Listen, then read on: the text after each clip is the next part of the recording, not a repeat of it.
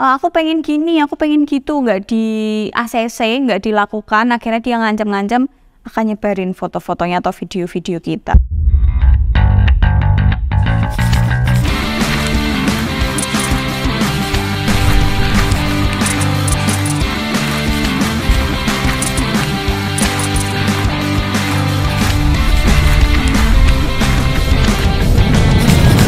Hai semuanya, gimana kabar kalian teman-teman? Semoga sehat selalu, semoga baik-baik aja. Jangan lupa minum air putih yang banyak, jaga kesehatan ya teman-teman. Hari ini aku mau bahas tentang hal yang informatif sekali, apalagi buat kalian yang masih pacaran gak genah, masih sering kirim-kirim pap, apalagi kalian lagi ada di posisi dimana kalian diancam-ancam mau disebarin video atau foto-fotonya. Makanya tuh nek pacaran ki ojo ngirim-ngirim pap gak genah. Udah stop. Mbak, aku udah pernah ngelakuin, udah stop. Top insaf, sholat tobat nek perlu. Tapi buat kalian yang lagi ada di titik diancam-ancam, tenang, aku punya solusinya. Semua nggak ada yang nggak mungkin, karena zaman sekarang emang sosial media makin transparan. Iya, hukum kita juga makin transparan. Banyak juga lembaga-lembaga yang bisa nolongin kalian, yang bisa diperbantukan untuk masalah kalian ini. Cuman ya intinya kalau udah sekali kayak gini, ojo dibaleni meneh. Dengan alasan apapun, dengan alasan kalau kamu nggak ngirim, kamu nggak cinta aku, kita kan udah lama pacaran atau apa segala macam, kita kan udah mau nikah, jangan. Daripada ngirim foto kan enak delok langsung toh, iso dimek, iso dijajal, maksudnya jajal lihat gitu loh. Daripada ngirim foto doang tuh buat apa gitu kan. Jadi jangan mau lagi, udah cukup sekali aja, ya udah cukup sholat tobat, udah insaf.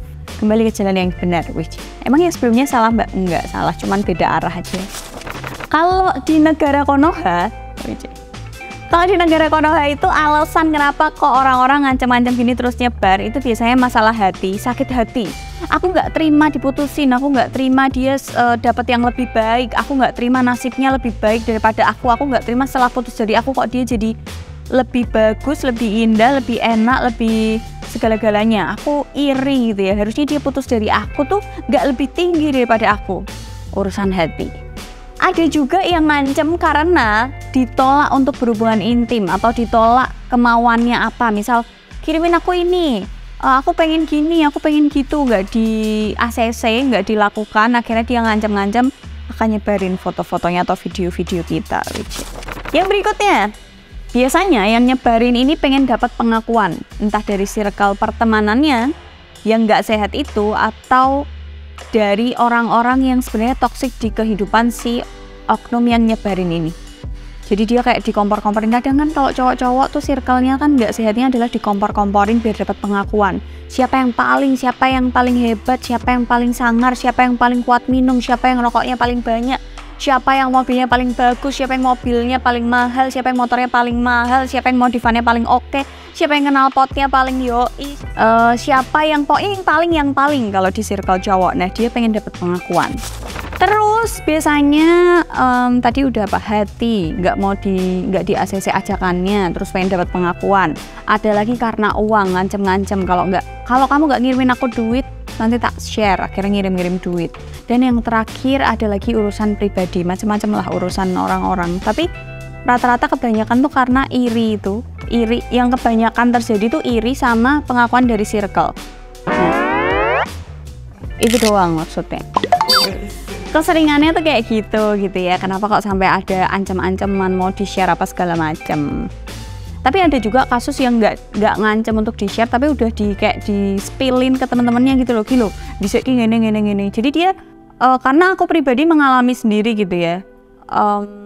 Aku sih ngelihatnya karena dia bukan nggak terima nasibku lebih baik, mungkin dia nganggapnya dulu itu kira duwe masa depan anjing gitu. Terus tiba-tiba di posisi yang sekarang gitu, mungkin si oknum ini bukan ngerasa dia harusnya nggak lebih baik daripada itu, enggak, karena aku ngelihatnya dia duit ya loh, oke toko aku, jabatan justru dia sudah menjabat gitu ya, maksudnya udah genah, hidupnya udah enak, duit dia nggak perlu nyari, kendaraan juga udah dikasih, cacat gitu. Aku sih mikirnya orang ini nyebarin itu karena aku nggak bisa berteman sama dia, aku nggak bisa diatur, nggak bisa kayak ayo konconan be aku, terus pola aku bisa diatur sama dia, itu sih kalau aku ngiranya. Kalau hal yang tak rasain secara pribadi itu.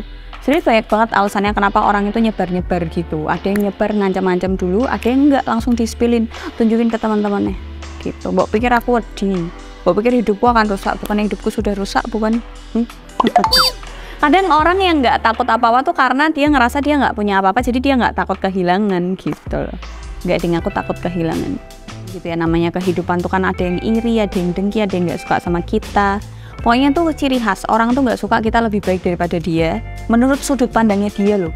Padahal kan urip kan sawang sinawang gitu ya. Yang kayak kita lihat lebih baik tuh justru ya kita nggak tahu dalamannya lebih baik apa enggak gitu ya. Terus kalau udah kayak gitu aku harus ngapain, Mbak? Terus aku harus gimana? Ini aku udah mau disebar nih, Mbak, gimana dong? Atau aku udah di-spillin segala macamnya. Pertama, tenang. Emang ini hal yang sulit banget karena kamu terhimpit di keadaan yang emang ini krusial. Bayangin aja privasimu tersebar luas, hampir tersebar luas. Kamu harus tenang, kata mungkin. Langkah pertamanya adalah tenang. Karena dengan tenang, kamu nggak akan salah langkah. Kamu nggak akan ngambil keputusan yang buru-buru, kamu nggak akan ngambil keputusan tanpa pertimbangan. Jadi segala macamnya akan dipertimbangkan kalau kamu tenang. Kamu juga nggak akan salah langkah, kesusu, nggak akan kayak, kalau misalnya kayak gitu kan kamu kadang bingung ya, apa aku ini aja ya, apa aku itu aja ya. Jadi kamu nggak akan salah langkah. Bahkan kalau kamu tenang, kamu bisa melihat permasalahanmu itu secara dari jauh. Jadi kamu tahu nih, oke, jalan keluarnya enaknya apa ya yang minim resiko. Apa harus tak temoni wonge, apa nggak usah, apa gimana. Jadi kamu bisa memikirkan kemungkinan-kemungkinan yang minim resiko. Yang berikutnya, kamu simpan semua bukti chat, akun, nomor, WhatsApp, Line, akun sosial medianya dia, atau oknum yang mau nyebarin itu. Kalau kamu tahu kan kamu udah diancam, nah itu tuh semua kamu simpan, kamu capture semuanya sedetail mungkin. Bahkan nek kowe duwe KTP nih, simpen. Atau kamu tahu alamat rumahnya, tahu orang tuanya, pokoknya simpan semua informasinya. Berikut bukti-bukti dia ngancam kamu atau dia menyebarluaskan pakai akun apa, diupload di mana, kapan, jamnya, udah diterima sama siapa aja, itu kamu harus punya buktinya. Nah kalau sudah, misal amit-amitnya itu udah kesebar, hal yang pertama kamu lakukan adalah di zaman sekarang nonaktifkan semua sosial mediamu. Sembunyikan semua postingan itu kan bisa diarsipin ya, nggak harus dihapus. Jadi arsipin semua postingan, tag-taganmu juga diarsipin semua jadi kosong. Terus foto profil di sosial mediamu kamu hilangin, termasuk WhatsApp atau nomor pribadimu. Jadi dinonaktifkan akunnya. Karena apa? Ketika ada kasus seperti itu naik, orang akan berbondong-bondong untuk mencari akun aslimu atau mencari orangnya. Nah kalau kamu menutup dirimu dan akun-akun yang ada di sosial medianya udah ketutup, termasuk akun pribadimu, nomor WhatsApp, kayak Line, apalagi yang pribadi, BBM, masih ada BBM? Gak ada ya? Pokoknya akses-akses komunikasi kamu ke dunia luar itu kamu tutup, beritanya akan semakin mudah mereda, semakin kecil, gak besar, begitu. Nah yang selanjutnya kalau udah masalahnya kayak gitu, kamu harus punya orang untuk diajak cerita, yang pasti orangnya itu amanah, bisa dipercaya, nggak akan memperkeruh suasana, nggak panikan juga, dan yang jelas dia ada di pihakmu. Dimana nggak mungkin kamu pas cerita kayak gitu terus dia keluar-keluar kemana-mana, ini loh orangnya, dia habis cerita sama aku nih buktinya, nggak yang kayak gitu. Jadi nggak boleh cerita ke sembarang orang. Bahkan ada beberapa kasus orang yang curhat ke aku, dia cerita ke sahabat perempuannya, ke sahabat yang jenis kelaminnya sama aja, yang menurut dia mungkin dia bisa ngerasain gimana ada di posisiku, Mbak, karena sama-sama cewek. Itu aja malah bisa bocorin rahasia yang sebegitu pentingnya gitu loh. Malah cerita ke teman-temannya kayak, iya yo itu tuh dia nih loh, dia cerita sama aku dan lain-lain. Jadi kalian harus menemukan orang yang emang bisa kalian percaya luar dalam. Atau kalau emang kalian nggak bisa percaya, kalian bisa percaya aku.